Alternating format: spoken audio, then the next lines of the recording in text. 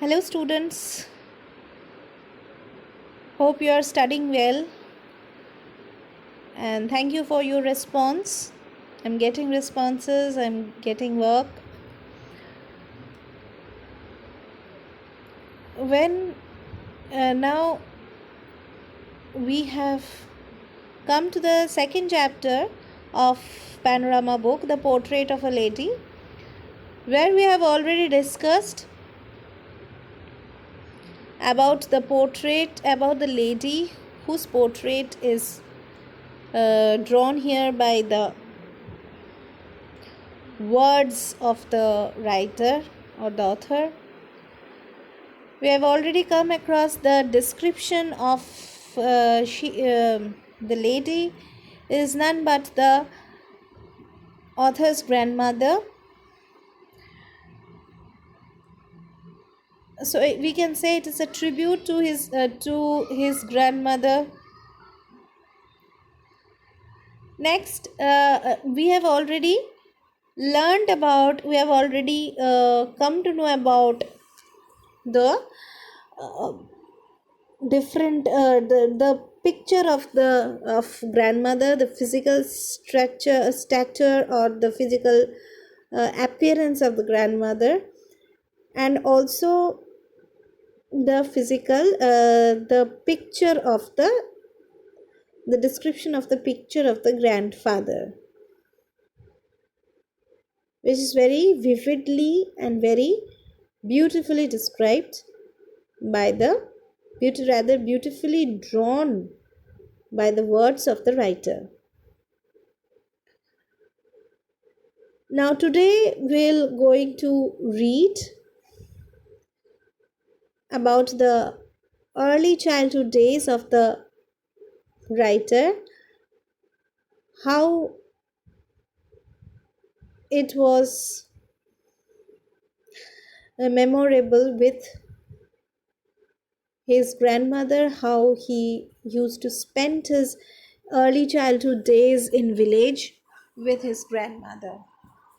सो आज हम वही पढ़ने जा रहे हैं कि कैसे उन दोनों का रिलेशन था, कैसे वो दोनों गांव में रहते थे और कैसे ग्रैंडमदर ही उनके लिए दुनिया थी जब उनके पेरेंट्स उनको ग्रैंडमदर के पास छोड़ के शहर चले गए थे. So let's start reading. We'll start reading from here. My grandmother and I were good friends. My parents left me with her when they went to live in the city and we were constantly together. तो माई grandmother, मेरी दादी माँ और मैं बहुत अच्छे दोस्त थे. और मेरे जो पेरेंट्स हैं, मतलब मम्मी पापा, वो मुझे उनके पास छोड़ के गए थे. और छोड़ के जब से शहर चले गए थे तब से हम दोनों कॉन्स्टेंटली यानी लगातार एक दूसरे के साथ रहते थे. She used to wake me up in the morning and get me ready for school. वो हर दिन सुबह मुझे नींद से जगाती थी और मुझे स्कूल के लिए तैयार करती थी. She said her morning prayer in a monotonous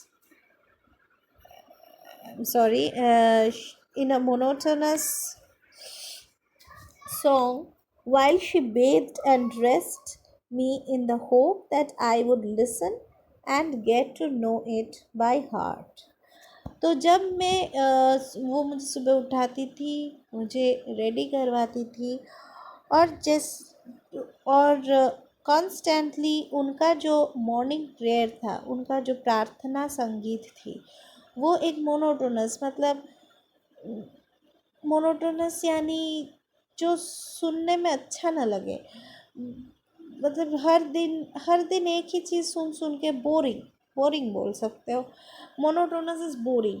जैसे बोरिंग हो जाते हैं वैसे बोरिंग एक सॉन्ग पैटर्न में वो हर दिन उनका जो प्रार्थना संगीत है वो सुनाती थी. इसी उम्मीद कब सुनाती थी, जब वो ऑथर को नहलाती थी और स्कूल के लिए ड्रेस ड्रेस ड्रेस पहनाती थी। उस टाइम वो हर दिन वो प्रेयर सुनाती थी उनको, इसी उम्मीद में, with the hope, in the hope that I would listen, और इसी उम्मीद में कि वो थोड़ा, कि मैं थोड़ा सा सुन लूँ और थोड़ा बहुत, और धीरे धीरे मुझे वो याद हो जाए। इसी उम्मीद में वो हर सुबह सुनाती थी। I listen because I loved her voice but never bother to learn it. मैं सुनता तो था क्योंकि मुझे उनका आवाज़ बहुत पसंद था, लेकिन मैंने कभी उसको सीखने की कोशिश भी नहीं की, ज़रूरत नहीं समझा। बॉदर्ड मतलब ज़रूरत नहीं समझा उसको सीखने में। Then she would fetch my wooden slate, which she had already washed and plastered with yellow chalk, a tiny earthen ink pot, and a red pen, tie them all in a bundle and hand it to me. उसके बाद, तैयार करने के बाद, और दादी माँ ने उनके हाथ में एक वुडन स्लेट, एक काठ की स्लेट जो अभी शायद ही मिलता है, जिसके ऊपर हम लिखते लिखते थे चॉक से। अभी तो स्कूल में भी वाइट बोर्ड आ गया है, वो ब्लैक बोर्ड तो है ही नहीं, और स्लेट तो बहुत पुराने ज़माने का था। लेकिन वही slate, black slate is the short form of black board. इस उसका छोटा सा मिनी फॉर्म है, ब्लैक बोर्ड का मिनी फॉर्म है ब्लैक वुड स्लेट। उसका जो बाउंड बॉर्डर है वो वुडन मतलब काठ से बना हुआ रहता था। तो पहले ज़माने में उसी से पढ़ाई एक्सेट्रा किया जाता था। देन शी वुड, वो दादी माँ उसको स्कूल जाने के लिए रेडी करने के बाद, ड्रेस पहनाने के बाद, वो वुडन स्लेट उनको पकड़ाता था, सॉरी पकड़ाती थी। And she had already washed and plastered with yellow chalk, और हर दिन उसको अच्छे से साफ करके उसके साथ एक येलो चॉक भी बांध देती थी। A tiny earthen ink pot, और क्या क्या था, एक मिट्टी का ink pot, and a red pen, और एक लाल पेन, रेड पेन, जो सब ये सब कुछ वो दादी माँ एक पोटली में बांध देती थी और उसके हाथ में पकड़ा देती थी। तो क्वेश्चन माइट कम, एक ध्यान रखो, क्या क्या वो स्कूल में ले जाती थी। What are the items that the author use to carry to school? What are the words, what are the things that the author used to carry to school?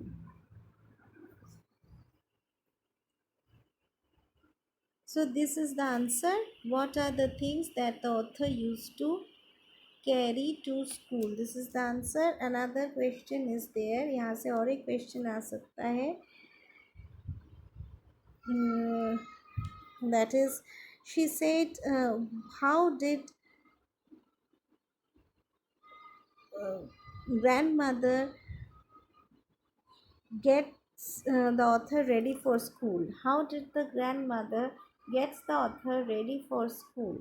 How did the grandmother get the, I'm sorry, how did the grandmother get the author ready for school?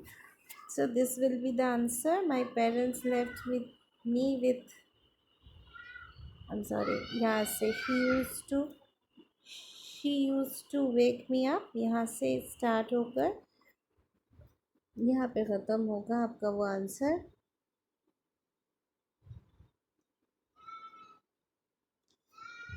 Okay, so there are two questions we have already, two internals we have already learned.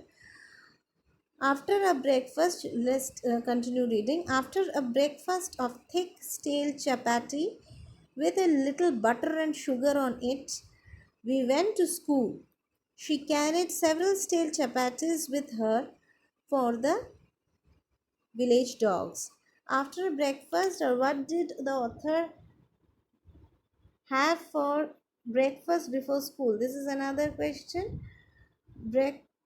breakfast of thick stale chapati with a little burger and sugar spread on it. ये ध्यान रखना, what did the author have for breakfast? ये question अगर आए तो this is the answer. तो एक तो बासी चपाती, उसके ऊपर मक्खन और चीनी लगाकर ऑथर को दिया जाता था. वो स्कूल जाने से पहले वो खाकर जाता था. और वो दादी माँ जब उसको अपने साथ उसको स्कूल पहुंचाने ले जाती थी, तब उनके साथ वो बहुत सारे ऐसे बासी चपाती ले जाती थी ताकि वो जाते वक्त गांव के डॉग्स को दे पाए. My grandmother always went to school with me because the school was attached to the temple. और दादी माँ हर दिन उसको अपने उसके साथ स्कूल जाती थी क्योंकि स्कूल जो था वो मंदिर से लगा हुआ था. The priest taught us the alphabet and the morning prayer. और उनके वहाँ के जो पंडित थे वही उनको अक्षर, अल्फ़ाबेट यानी अक्षर, और मॉर्निंग प्रेयर मतलब सुबह का जो प्रार्थना, दोनों सिखाते थे वो.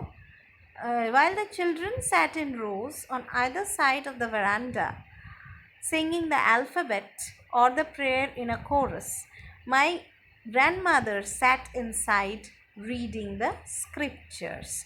तो जब बच्चे रो में बैठकर, दोनों वरांदा के दोनों तरफ रो में बैठ के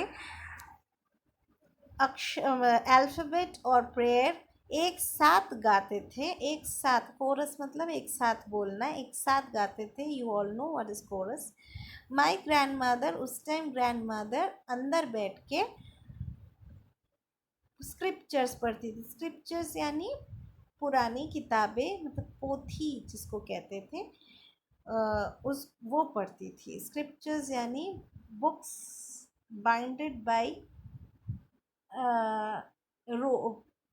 स्ट्रिंग्स, मतलब जो धागे से बंधा हुआ किताबें, पुराने ज़माने की किताबें था, जिसको पोथी भी कहा जाता था. That is scriptures.